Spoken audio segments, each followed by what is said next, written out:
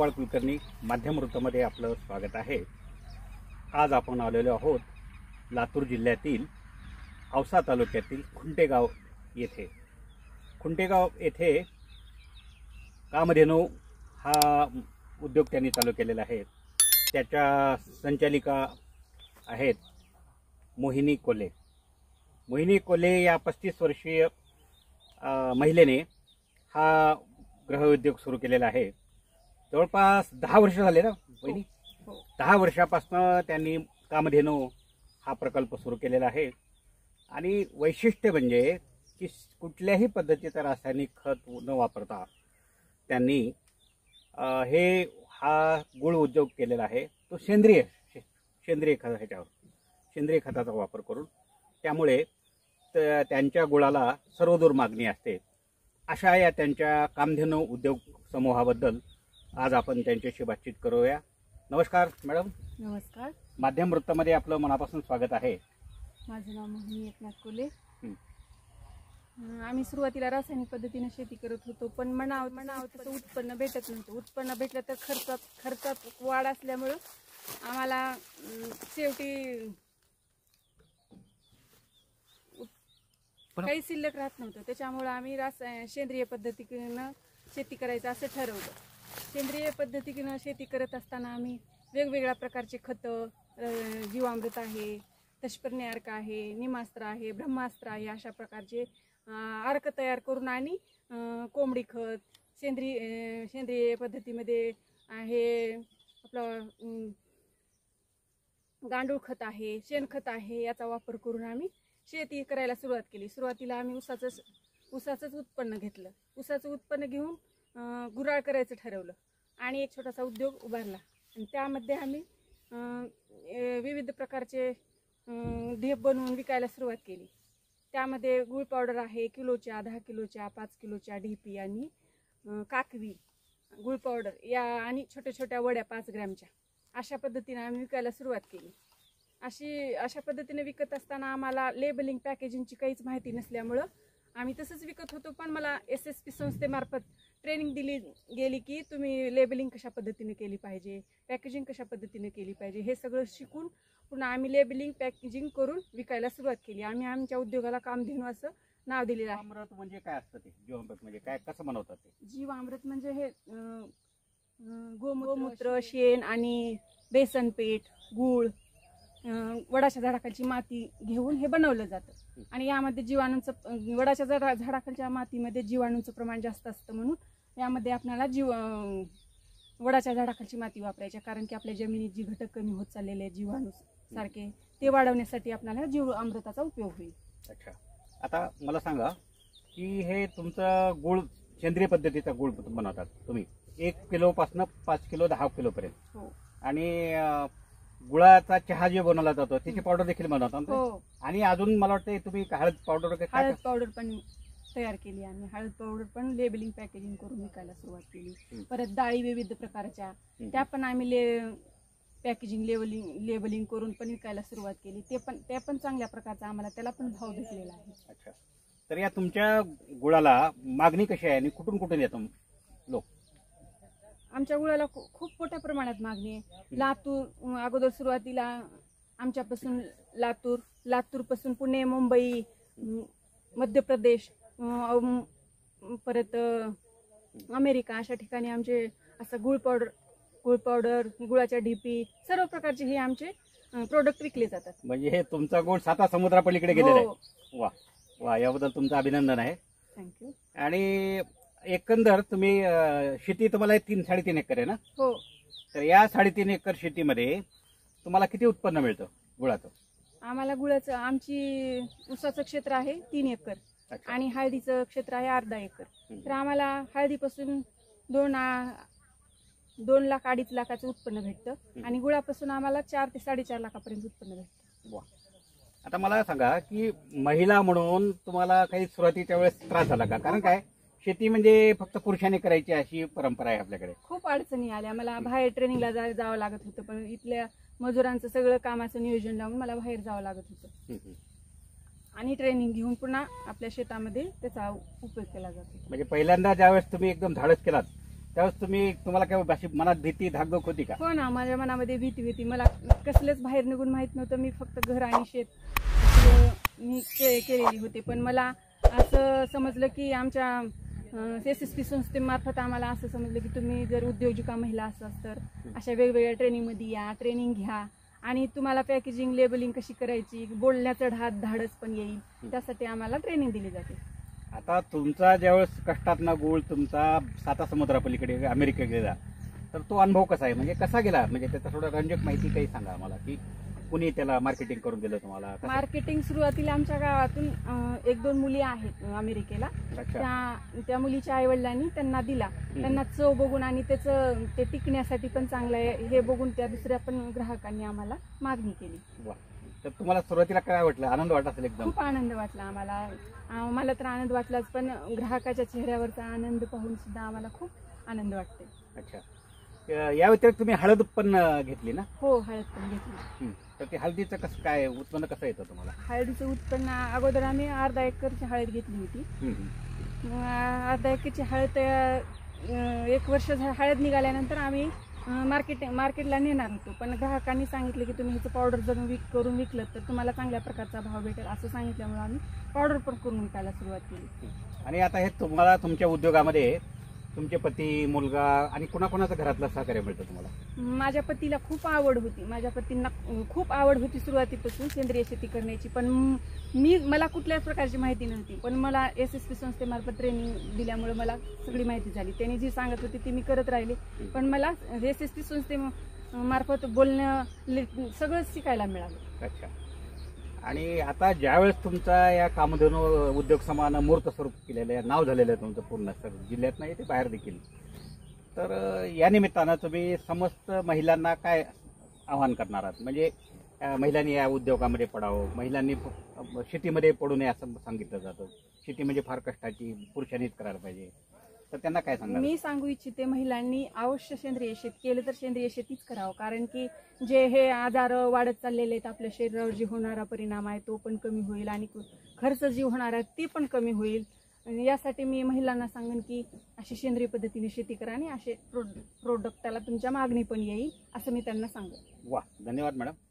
प्रेक्षक हो, वास्तविक पाहता विषमुक्त शेती सोडून रासायनिक शेतीकडे या वळलेल्या महिला आहेत आणि सध्या जिकडे पाहावे तिकडे रासायनिक खताचा वापर करून एक आपल्या शरीराची हानी होते, विषमुक्त हे होतं ते. तर ते त्याला फाटा देऊन सेंद्रिय शेती केल्यामुळं त्याचे फायदे काय आहेत हे या गृहिणीने आपल्याला सांगितलेलेच आहेत. आणि त्यांनी समस्त नारी शक्तीला किंवा एकंदर शेतकऱ्यांना असं आवाहन केले की तुम्ही रासायनिक शेती सोडा आणि सेंद्रिय शेतीकडे वळा, असं त्यांनी आवाहन केलेलं आहे. त्यांच्या या भावी वाटचालीबद्दल आम्ही मनापासून त्यांना शुभेच्छा देतो. धन्यवाद मॅडम, आपण वेळातला वेळ काढून आमच्या चॅनलला माहिती दिली त्याबद्दल माध्यम समूहातर्फे मी तुमचं मनापासून स्वागत करतो, आपले आभार मानतो. धन्यवाद.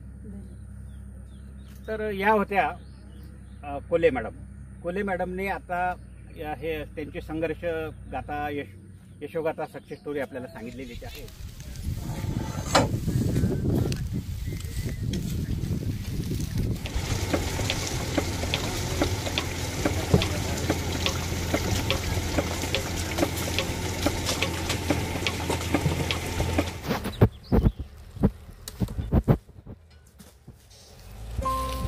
मित्रांनो, आम्ही तुम्हाला या व्हिडिओमध्ये सेंद्रिय पद्धतीने गूळ कसा तयार केला जातो याचा व्हिडिओ दाखवणार आहोत. आज आपण आलेलो आहोत औसा तालुक्यातील खुंटेगाव येथे. खुंटेगाव येथे एका जिद्दी महिलेने स्वतःच्या पायावर कशा पद्धतीने गूळ व्यवसाय सुरू केलेला आहे त्याच्यावर हा वृत्तांत आहे.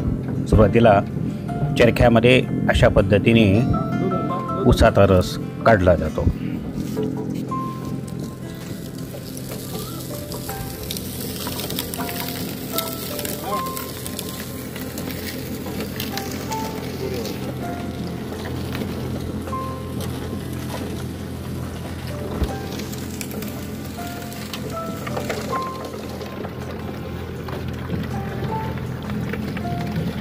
आणि हा उसाचा रस एका हौदामध्ये स्टोअर केला जातो. विकतचं घ्यावं लागेल.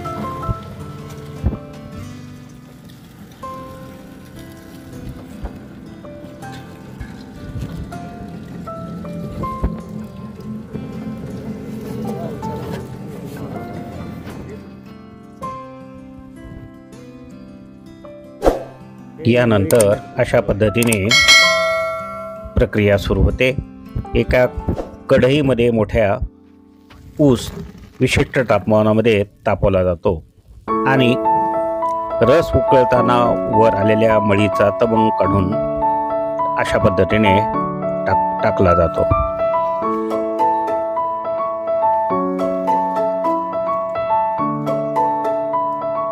मळी म्हणजे वर खराबी असते तरी येतो.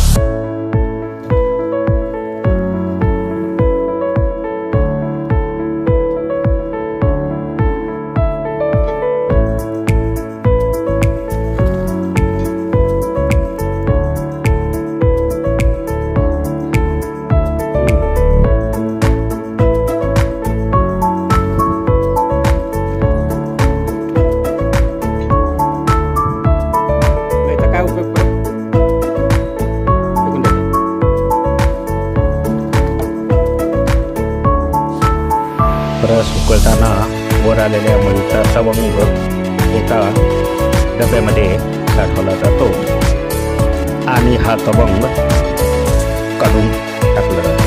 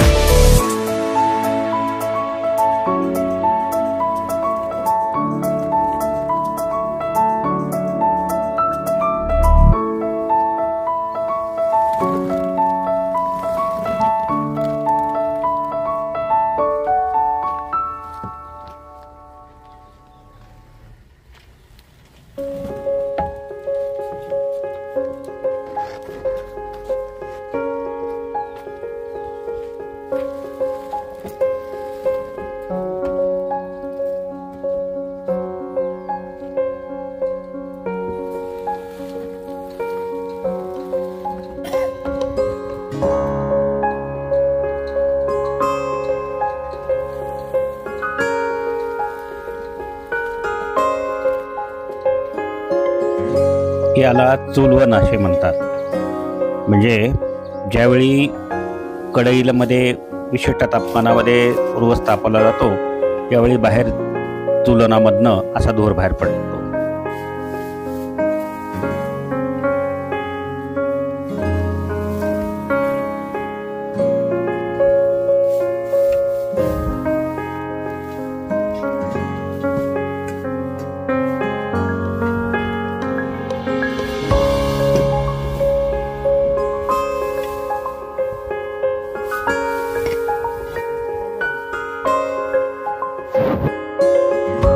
आता रस चांगल्यापैकी तापलेला आहे आणि एक विशिष्ट प्रकारचा खमंग सुवास या ठिकाणी दरवळत आपल्याला पाहावयास मिळत आहे. रसाला आता उकळी फुटलेली आहे.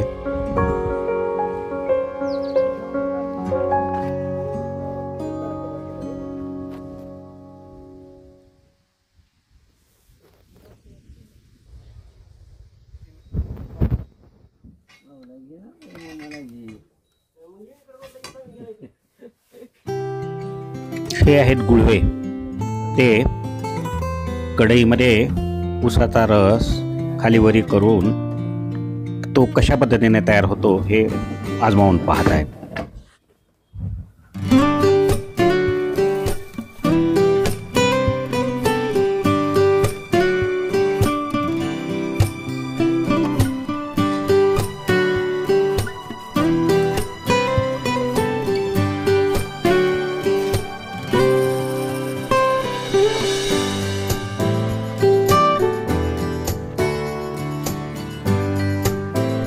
ऊसाचा रस जेव्हा विशिष्ट तापमानात तापवला जातो त्यावेळी भेंडीचा रस करून अशा पद्धतीने कढईमध्ये टाकला जातो.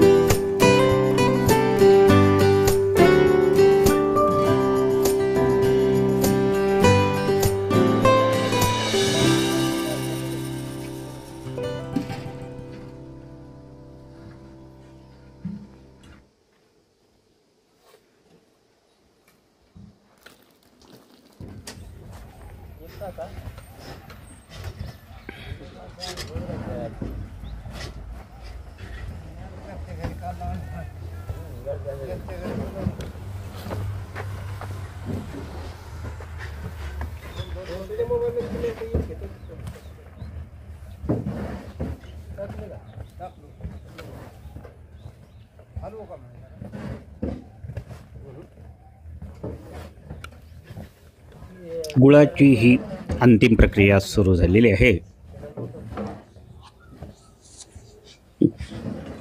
गुळवे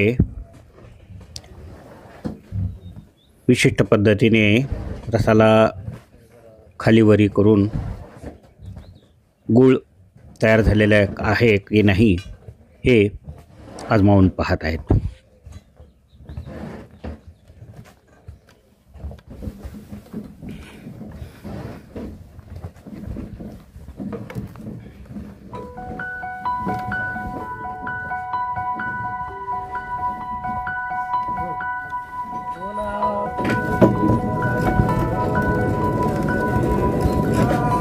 ज्यावेळी पूर्ण पद्धतीने ऊसाचा रस तयार झालेला आहे, म्हणजे गूळ अंतिम टप्प्यात आलेला आहे, त्यावेळी कलई अशा पद्धतीने विशिष्ट प्रकारे एका हौदामध्ये काढण्याची प्रक्रिया आता सुरू झालेली आहे.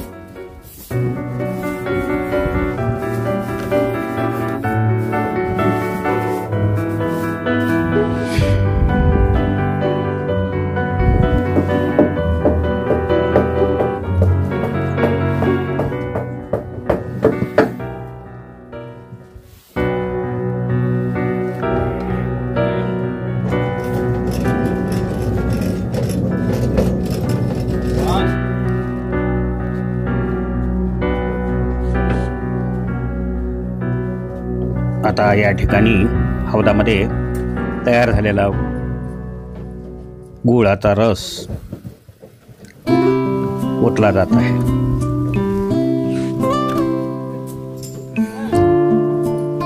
ही प्रक्रिया अत्यंत व्यवस्थित पद्धतीने केली जाते. या ठिकाणी चाळणीद्वारे गुळाचा रस अशा पद्धतीने गाळला जातो.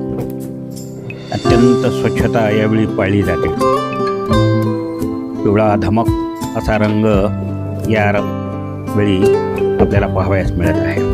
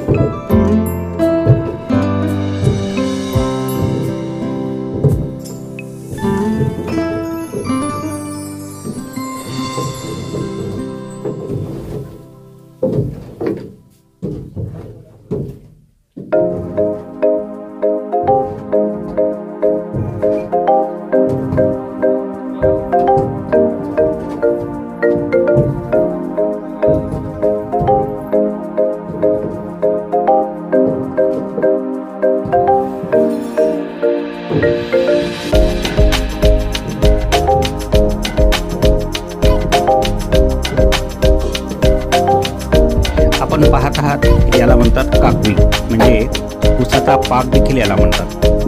तो अशा पद्धतीने गोळा केला जातो.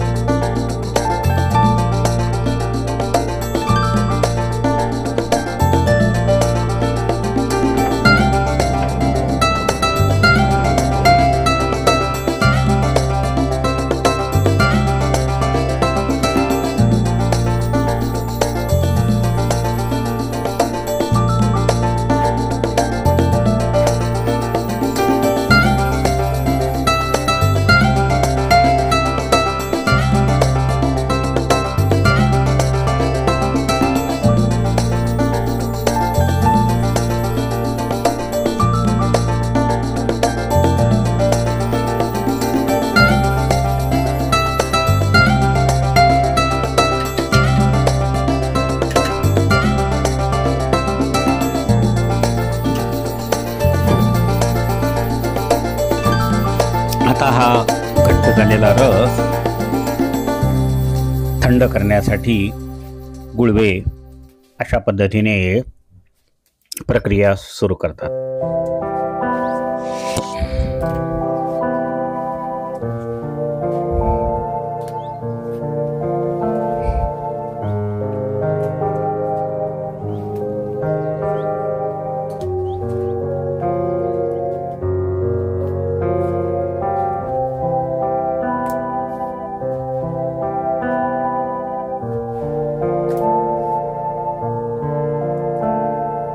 त्याला किती वेळ लागतो? आणखी आता हे थंड करायचं काय?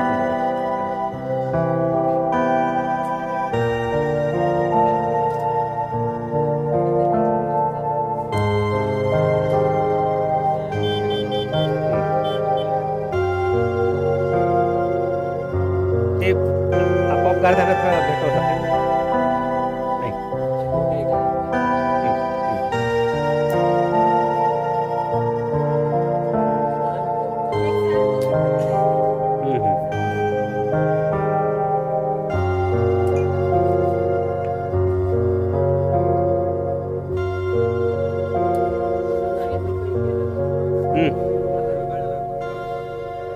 गोळे होऊन बसतात.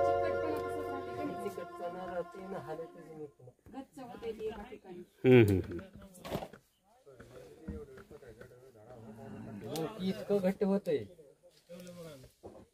घाम काढते माणसाचा. कोऱ्या पुसत नाही, काहीच पुसत नाही.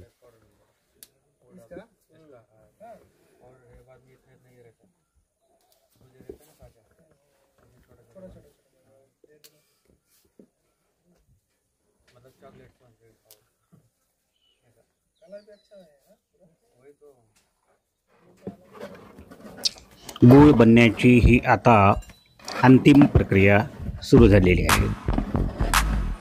गुळाला अशा पद्धतीने हलवून थंड केले जाते.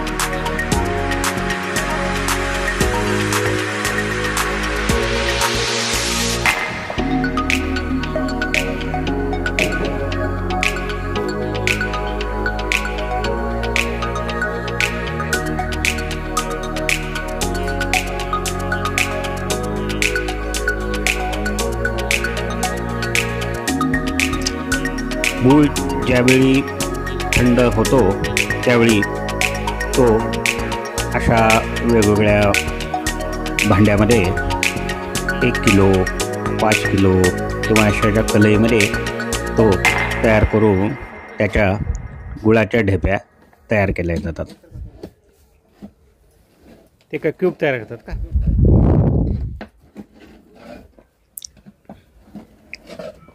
क्यूब देखील यावेळी तयार केले जातात. छोटे छोटे क्यूब आता आपल्याला ही माऊली तयार करताना या व्हिडिओमध्ये दिसत आहे.